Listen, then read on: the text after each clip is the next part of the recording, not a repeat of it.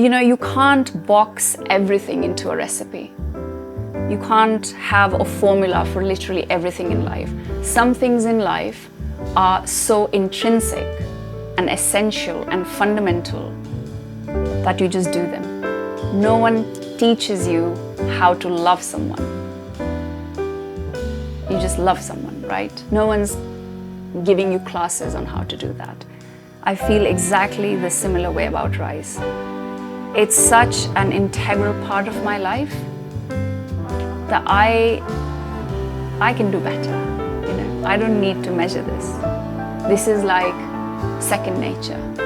You think that it's intimidating to cook rice, but when you start cooking it, you will realize that it's probably the simplest thing that you have ever cooked. But rice is rice. There is nothing like rice. Today, I am cooking Basmati rice, but I won't give you any measurements. Rice making is a skill. I'm not giving you a recipe. I'm giving you a skill. The method that I use to cook my rice is the dum method. Dum is a beautiful word. In Urdu, it means breath. You cook your rice about 80% and then you drain all the water and then you cook the rice on dum in its own steam, in its own breath. Often when I'm cooking in the kitchen, I don't even think about it. It's just there. And I'm very aware by the visual cues to understand what's the next step. Just like wine that gets better with time, the same goes with Basmati rice. So the more aged your rice is, the more fragrant it would be. The Basmati rice that I use, it has like slightly yellowish tinge to it, which is one of the signs that this is aged. If your rice is newly harvested or new rice, still is Basmati rice, but it will have more starch in it and it will be relatively more stickier. So when you're especially making biryanis or pulaus, you use aged Basmati rice. Right, off to the hob we go and cook a pot of Basmati rice. There's no measurement in this recipe. As much rice as you want or as little as you want. It's a skill, not a recipe. Now we're going to wash this under a cold tap. The first wash is just gently moving your fingers around in the pot. You just disturb the rice. Now this is the second rinse. Do the same, just gently move your fingers around the bowl. What's the third wash for? We're just kind of like, just washing the, what's the third wash for? I don't know. And after you've rinsed it 4 to 5 times, just fill it up with water, almost to the top, and that's it. Your rice is ready for a soak. Let it soak for at least an hour. Now, after you've soaked your rice, just drain all of that water. Take a big pot. Your rice needs space to cook, to bloom, to become the best version of itself. It needs space. Just like in relationships. So you tip all this washed rice into the pot. No measurement of water again. I'm going to fill this pot almost to the top. I'll just leave some space at the top so that when the water boils, it doesn't tip off. All of this water will be drained. So don't panic. I've put this pot of rice on high heat and I will wait for this water to boil. Eventually, you will notice that the water that's boiling is becoming thicker. Means it's becoming more starchy. That's the stage where just take a fork and like test your rice. So you don't have the lid on? No, I don't have the lid on. I will only have the lid on towards the end after I've drained the water. In a normal day in kitchen, I'm not cooking rice and like standing like this. Well, I've got 3 other rings full of stuff. My first point of attention to this rice would be the first boil.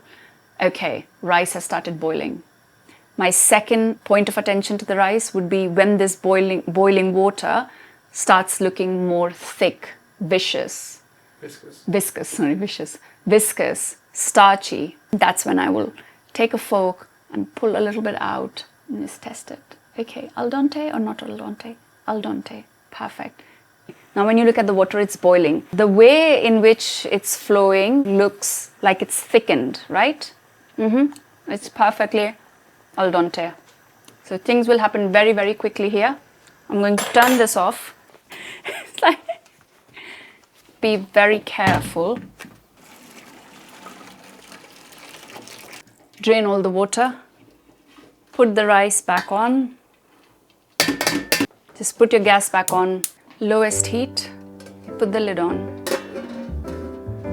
And you let the rice finish off in its own breath for 4 to 5 minutes. You don't need to put a timer. You've been on this earth long enough to understand the passage of time. Nothing's going to happen. Okay? Calm down.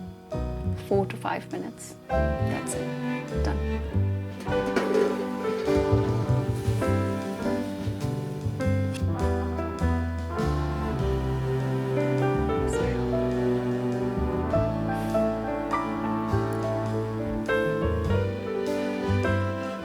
That's perfect. You can see how light and fluffy and separate this is.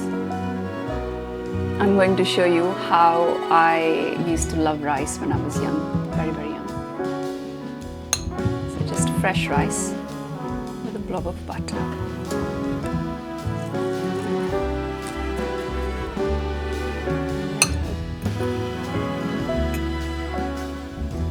Oh my God. It's like some foods literally instantly transport you back in time.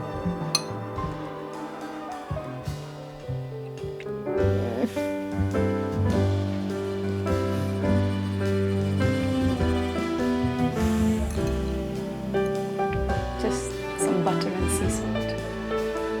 You try it. Something so simple and plain, yet so delicious that you can just have it on its own. Rice is rice. There is nothing like rice. I am 90% rice and only 10% water. So you're risotto then? I might as well be a risotto.